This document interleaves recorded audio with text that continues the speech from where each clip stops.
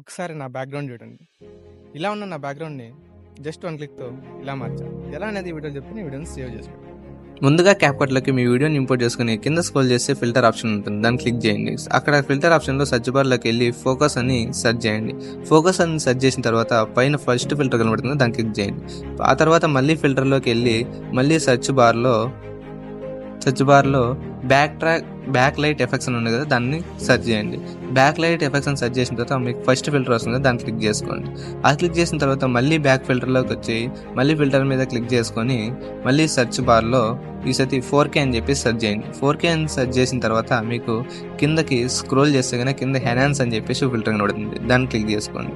ఆ filter enhance అని click చేసిన తర్వాత మళ్ళీ బ్యాక్ వచ్చి మళ్ళీ ఫిల్టర్స్లో సెర్చ్ బార్లోకి వెళ్ళి ఈసారి 4K అల్ట్రా హెచ్డి అని చెప్పేసి సెర్చ్ చేయండి. అక్కడ మీకు ఫస్ట్ అనేది బొకే అని చెప్పేసి ఒక ఫిల్టర్ కనబడుతుంది. దాన్ని క్లిక్ చేసుకోండి. అంతే.